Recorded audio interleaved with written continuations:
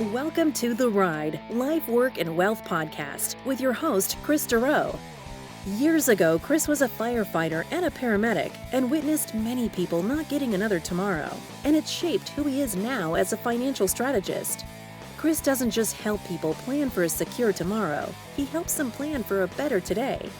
Kris lives and works in Burlington, Ontario, and runs an advisory practice named Three Hats Financial. Let's get to it. Welcome to The Ride, Life, Work, and Wealth with Kris Dureau of Three Hats Financial. I'm Patrice Sikora. In this episode, Kris looks beyond the coronavirus and highlights 5 smart money moves as we transition to a world where face coverings and social distancing may be the norm. Kris, you say going through transition, your money will go into motion. Could you explain that? Hey, Patrice. I've mentioned before that whenever life goes in transition, which for adults is quite a bit, that your money is going to be involved in that, since there's going to be a lot of decisions that need to be made while you're going through transition. And your money is going to be following those decisions, and it's directly involved with going through transitions. So it's important to address that and have a plan for that. We just basically went through one of the biggest timeouts ever. And right now it is a time of change and transition. This is why we wanted to just have a chat about 5 key things that people should be looking at now that we're slowly starting to kind of get back to a couple of the things that used to be before all of this started. A couple of things, you're right. It's not coming back right away, is it? No, but we're starting to see some light at the end of the tunnel, and some people are starting to slowly get back into some routine. And that's why we want to have this chat now before things fully open or life gets back to somewhat the new norm, which we'll be talking a lot about today. If the world opened up tomorrow, everything goes back to pre-COVID, do you ask your people if they are going to go back to their old routine? What would they change? Yeah, we've been having a lot of these discussions with clients, family, friends. It's been overwhelming, just the discussions on this and how people are like, I didn't realize I was doing this and how much that was impacting my life. And I don't want to go back to that. So I want to change this or change my work environment or change how much I commute. We've just been having a lot of those conversations. And that's where I come back and touch on what you just mentioned, Patrice.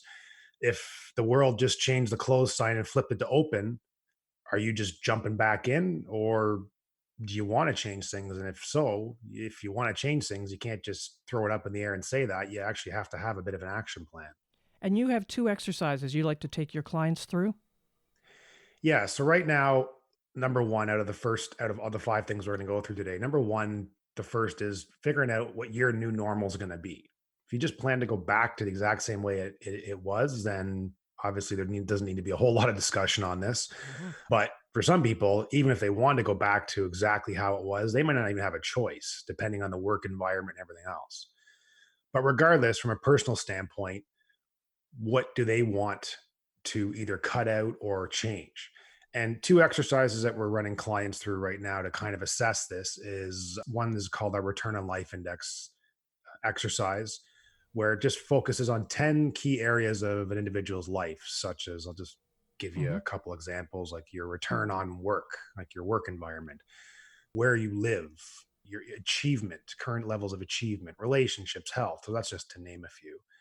And after running a client through all that, what it gives us is that where the client is now picture, which helps identify areas in their life that may be affecting others and gives us an idea on, okay, here are a few things we need to work on. How can we build an action plan to now address this? And more importantly, keep you accountable. Now, some of these areas of stress could impact an area that they didn't expect. Yeah, like the client doesn't like their job. They hates the commute, which at the end of the day leaves them less time for family because they're driving up and down the highway. Now that affects relationships with the family, stresses them out because they're not home as much. And now there's less time for important things as well too, such as fitness or hobbies. And like I said, it's affecting relationships, health, and all of this. But the individual hasn't been able to identify that this stems to the main issue of their work environment. Really what it is, Patrice, is for the first time almost giving someone a numeric value or a score or rate of return on their life. And that's a first for many because they've never really seen a numeric value or score on this. Right. You don't use numbers for your life. No, and that's where it's always interesting when people look at the first time. It's like they're looking at it like, "Did I fail?" I'm like, "No, you didn't. You didn't fail life." And everyone's values are different. It gives us. Yeah. It's easier for us to measure if we're able to attach a numeric value to it. Tell me about the second exercise.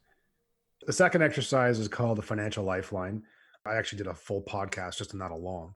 But what the financial lifeline is that's now the where they are going picture.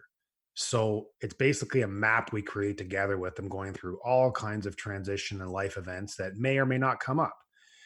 We map out those known or potential transitions coming up, and then we have discussions and put plans in place to help them prepare for that as much as possible, because it's better to be ready for these and prepare for them than all of a sudden they land in our lap and we have to scramble and try and repair the situation. Now, of course, with life, doesn't matter how many discussions you have, there's going to be things that come out from left field that we never expected. But there's still a lot of things that we can discuss and have a plan for. And that's kind of why what we do with the lifeline.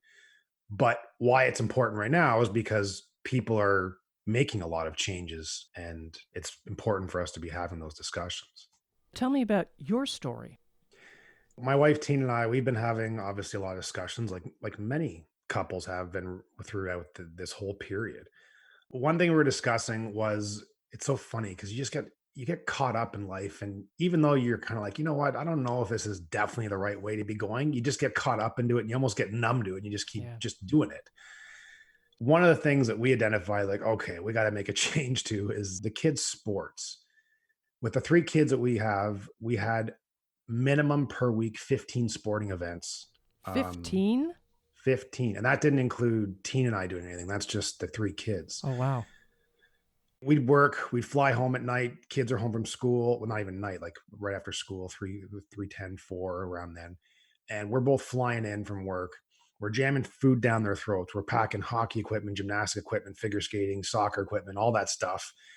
Grabbing Cliff Bars and water bottles and trying to get all that figured out. And then for the rest of the evening, Tina and I are passing each other up and down the highway, dropping one kid off in an arena or a skating rink and going and grabbing the other. And we do that all till about 9:30 each night. And then we all drop in our beds and then repeat the next day. Wow. And like the sports, we believe, are obviously really important for the kids. We just got kind of caught up and just started letting them do more than one. And that's where the problem came. So the thing that we're going to change with that is we agreed that, okay, per season, 1 sport per child, and they got to figure out which one they want to do. Just because, like a lot of people, we're just really enjoying the downtime, the family time, like eating dinners together. Right. Even just watching my kids play together. They never really, like, of course, when we go away or weekends, they'd have some time to do that, but not a ton. And just watching them play together more was really interesting because they haven't had that much time together. Right. And a lot of other parents have said the same thing, as just seeing their kids play together, which you wouldn't think is a huge deal, but we get so busy that we forget, hey, they don't have a whole heck of a lot of time to do that. So that, and then I drive quite a bit still for work. So I'm going to be cutting that down for sure. And we had a discussion about it, how we're going to change it, and just looked at it and said, okay, what clutter can we get rid of now that we've had a time to get a clear picture? What do we not want to be affecting on what we cherish most? That was just a personal exercise we went through. You had one very telling example here. You have a fire pit. Tell me about that. Oh yeah, it's just we have a backyard that we over the years have just made a nice spot to sit and relax in, but we never really use it. So just an example is just a simple fire pit. Usually in the summer, we go through just 2 tanks of propane. And before June, we had already gone through 5. I know it doesn't sound like a huge deal, but it just shows like how much more time we've had to just sit with family and well, not too much family because you're not allowed, but just interesting, just little things like that. But now we got to be realistic here. Whatever your new normal is, you are still going to need cash flow. You may have built up additional debt during this time. Tell me about cash flow first, though, because you say that is key. So we'll jump into number two now, which is cash flow and debt analysis. Some of the questions we've been asking clients is, did you struggle going through the last few months without a regular paycheck? Did you have to tap into other resources? Do you have a plan to replenish those resources? What is your current debt level? Did you have to put on more? Or some people, because their expenses had changed, actually may have even potentially decreased some. There's all this talk about a potential second wave. If there is or there isn't, it's just good to have a chat like, all right, we just had a pretty lifelong learning lesson here with going through this once. Like anything in life, if we had to go through it again, are you going to change something? Did you learn anything? As you mentioned, always say cash flow is key. That you have to know what that looks like, and a lot of people, they just go like wing it. They just have money Mm. come in their bank account, go through life, their monthly expenses, and just kind of hope there's enough money left at the end of the month. And if I tell people that, it sounds crazy, but majority of people, that you've never sat down there and really broken it down on where your money's going. Some have, but majority haven't. Hmm. I always say with cash flow in the family, it's like a business. If you took a business owner, a successful business owner, they absolutely need to know what money's coming in and what money's going out. Even to the extent I've had some business owners become on as clients, and they know their business inside and out and cash flow, but they have no idea about the personal side. And that's Amazing. why it's just important to know what that looks like. Do you have any forms that you have clients use to help them with their cash flow? With our clients, we have a whole cash flow plan and program that we put them through, and it's a virtual one that they update, and it lets us see it, and we can always double check it and everything else like that when they call in and have questions and things. That we have, and it just goes through what their negotiable, non-negotiable expenses are. Non-negotiable is your non-discretionary expenses, such as your every month, regardless, you're paying your utilities, you're paying your fuel, your groceries. The negotiable expenses are hobbies, entertainment, things like that. It's really important that once you break down what your expenses are, that you have an idea of which ones are negotiable and which ones are non-negotiable, because the non-negotiable ones are obviously essential, especially in times like this when cash flow gets cut. You got to make sure that you have enough to have those covered. So it's important to understand the two. For any listeners, if you go to our resource section, our website, there's a Excel spreadsheet there that you can just use if you've never done one as well. All right, now tell me about the debt side. We mentioned like things may have changed for people going through this, and they may have had to put more on a line of credit or potentially on credit cards and things like that. Now you may want to look at what is the easiest way to tackle this. And with debt, simplifying definitely helps versus having all these multiple loans or credit cards or things like that. It's definitely easier when you have one that you can tackle opposed to many. Simplifying can also even increase cash flow, because if you're consolidating it and getting it all on a lower interest rate, well, that's just a benefit. But what's really important is when you do that, you got to make sure there's a plan put in place to address that. A lot of people at the end of their mortgage term, they go to the bank. Bank just, of course, says, let's remortgage and put it all together and give you a lower monthly payment, which is great. But then nothing has been put in place to change the behavior. And now, once that mortgage is done, they're going to be in the exact same situation. So you always have to have a plan to address that. An example I use for this for clients is when they get a bonus from work. A lot of times I'll just say, real quick, the last 3 years, your bonuses, quickly tell me what you did with them. Hmm. And people are like, I don't know. I think the one last year we used for maybe this.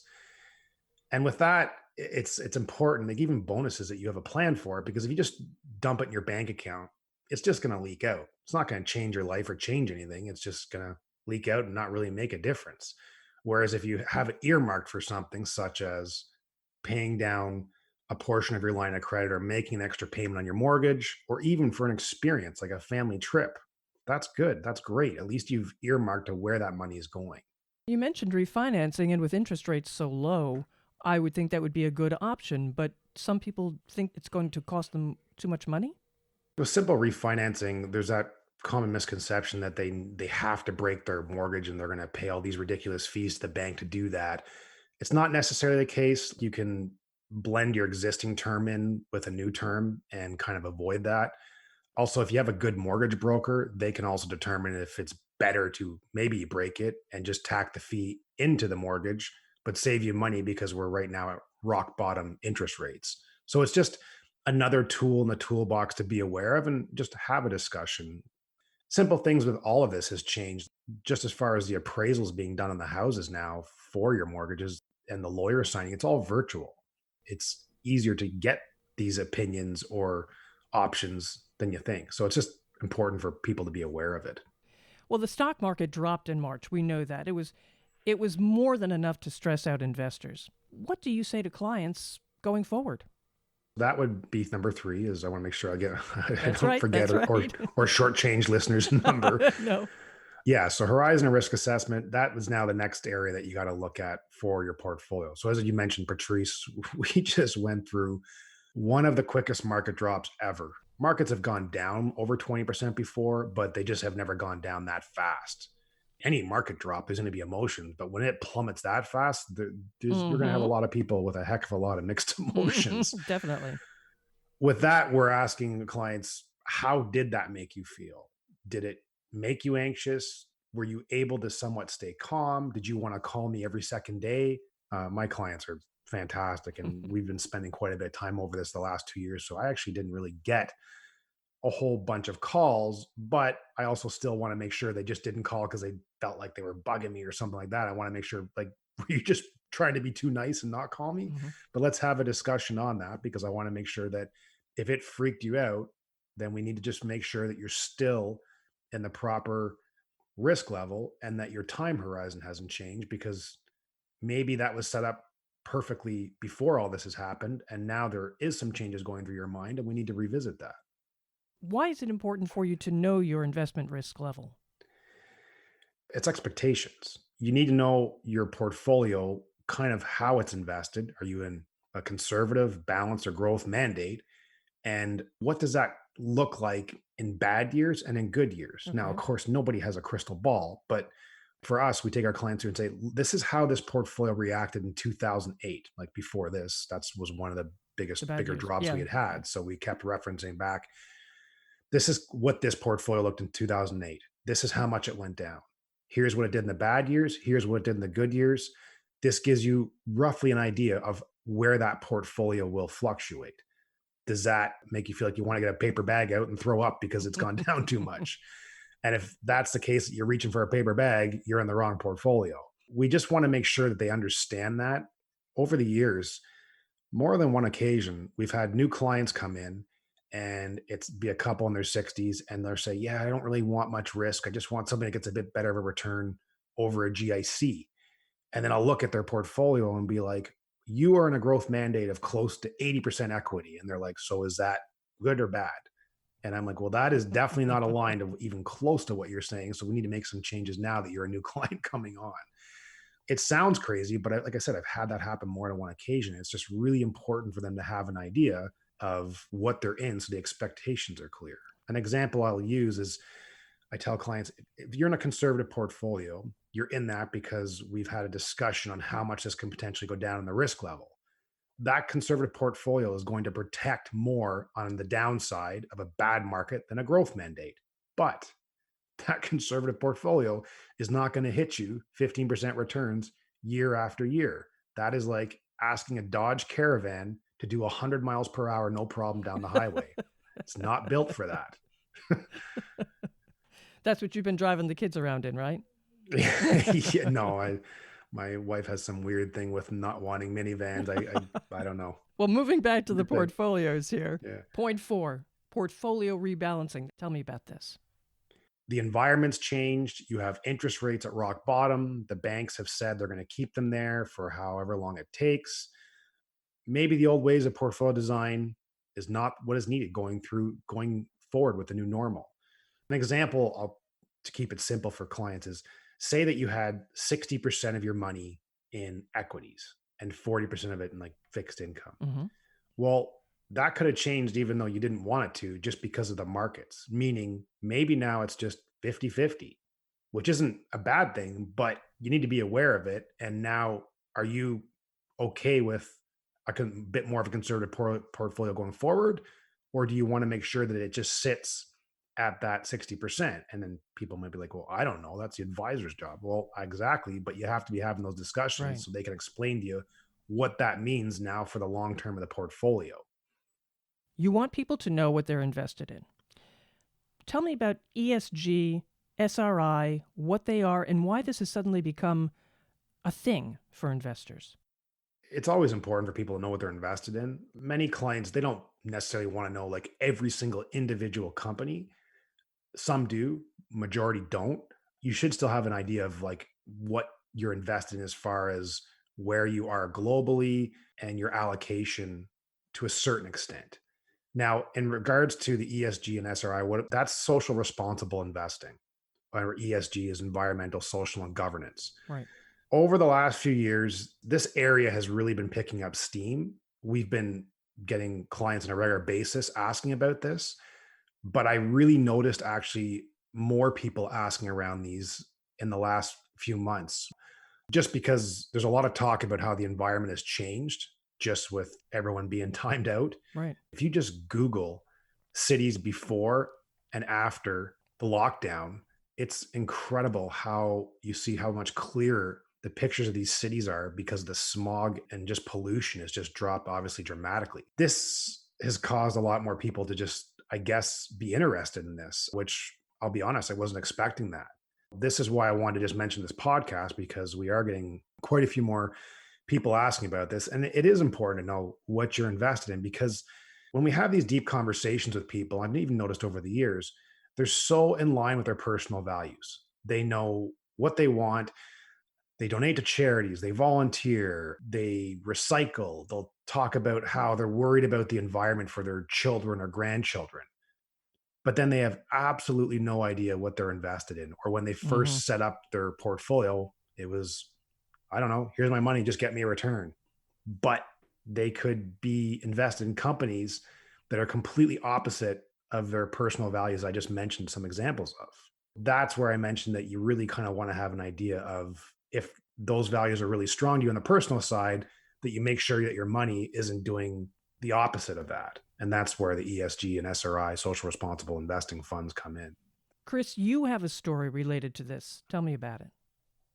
Well, the social responsible investing, it has value with me in the sense that my father was a fuel chemist and he did environmental tests on water, land, and air all over the world for 40 years. Way before recycling was even a thing, or there was even a blue box. He was instilling these values way before this stuff was even popular or people were even knowledgeable about it. Those values were instilled on me from a very young age. So that's why I do enjoy talking about the social responsible investing funds because I do feel they are important. Now, it's not to say people come to us and they switch their entire portfolio over to it, but we have a lot of clients that they'll do some half, or then we have some that will do 100%. That's up to them. It's just important to know that they exist and how they can fit a portfolio because even just from potential risk level, you're having pension managers now start to use these more so than ever because they tend to somewhat not be as aggressive as other funds in the same category. It's just there's no one answer for this for investors. It's just once again, make sure you're aware of it. So if it fits your values, then great. You understand what your money's invested in. Mm-hmm. And your point 5 focuses on an individual's financial plan. Tell me more about this. This is now just basically stress testing your plan. So if you're 5 years out or close to retirement, have you updated your retirement income projection plan? Gone through the changes of that? I always talk about cash wedge for retirees, meaning do they have 2 years of their income protected? Is that being utilized right now? And if so, what's the plan to get that replenished? And like right now, for people close to retirement, we're taking their plans. I call them retirement income projection plans. We run them through four main things just to crash test them. And one is like we simulate market crashes at certain points in their plan. We use a thing called a loss capacity exercise that determines the amount that's invested of assets that you could potentially lose at a specific time, the minimum amount of rate of return they need, and retirement spending. And these things have really helped during these times because clients hear all the bad news on TV, on social media, and then when we go through all of this, we plug all the values, everything in right now. And they're like, oh, okay, so I'm actually completely fine, Mm-hmm. because it's just so easy to get tied up with all the social media and that. That's what's more important. It's your individual situation, your individual plan that's important. You have to try and ignore all the other stuff out there because that's not individual to you. That can help alleviate that. And the whole point of point number 5 is just making sure that your plan has been reevaluated and that you've crash tested it. And if there's course corrections that now need to be made because of the environment, well, then you're having those discussions. What if you're not retired, though, or you're not close to retirement? What should you be doing? Yeah, good question. The idea of the cash flow plan, once again, going through that and figuring out, okay, this has changed our cash flow, how this is going to go work going forward. Is there any new circumstances? Do we need to replenish the safety buckets that we used?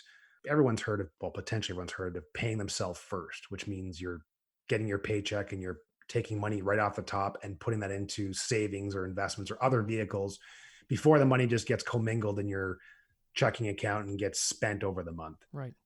But that becomes even more important right now. And that's why it's important for people to have a plan for that. So for people that aren't retired, it's just reevaluating where they want to go, their cash flow plan, their savings plan, and making sure that all aligns. You also mentioned wills, making a will. That's another thing where this pandemic kind of shook quite a few people up. We had more people than usual get back to us about the will. One thing with wills is, I mean, everybody procrastinates on those suckers. Everybody. So the one positive thing was, because it shook people up, they're like, okay, I know you've been bugging me for this every time we meet. Let's get this done. The record was 4 years. I mean, Whoa. for 4 years, every meeting, it's been on the checklist, and they feel guilty whenever I remind them. And that individual finally got it done. So it took a global pandemic and the world shutting down for him to get his will done. And if someone wants to get a little, I don't want to scare you, but I did a whole podcast on that, because that is obviously really important to get that done. And like I said, everybody procrastinates on that. All right. Now, tell me your story here too. You've got another one. I've had many people over the last couple of months just saying, well, I'll take one client, for example. He was just like, called me in disbelief. And he's like, holy cow, was I ever doing things wrong? I was just on this hamster wheel, working ridiculous hours, being overwhelmed in my life. And I kind of knew I wasn't doing things right, but I just wasn't taking part in life or enjoying as much as I should. And he's just like, now that I've had a chance to get off that hamster wheel, I'm reevaluating some of the priorities in my life, and I need to make some changes. Like, I am not letting this go to waste. With that individual, he's not one that usually talks about that stuff. It didn't shock me, the comments, it just shocked me that the individual it came from, because they just never really talked about that stuff. And after going through this, it kind of really shook him up. So right now is a great time for all the listeners just to revisit this and just make sure that they're in line with your new normal going forward. For anyone listening to this, you're not alone. If you'd like to have a chat about any of this info here, please just let us know and we can review your current situation. Or if there's any of these points you want to have a chat with, you can just simply go to my website and you can book a 20-minute conversation with me. It goes directly to my calendar and you can do it online. So please don't feel like you have to try and tackle all this stuff by yourself. What is that website, Kris? 3hatsfinancial.ca. All right, great. Spot on, Kris. All of this. Kris Dureau of 3 Hats Financial. To subscribe to additional episodes of The Ride, Life, Work, and Wealth, tap the subscribe button on this page. You can also share with the share button. I'm Patrice Sikora, and let's talk again later.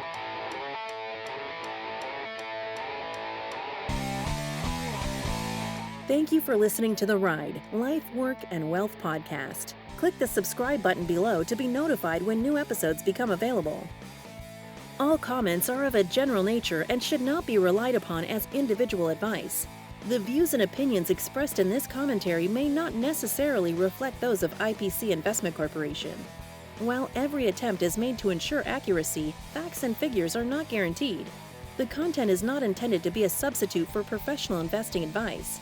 Always seek the advice of your financial advisor or other qualified financial service provider with any questions you may have regarding your investment planning.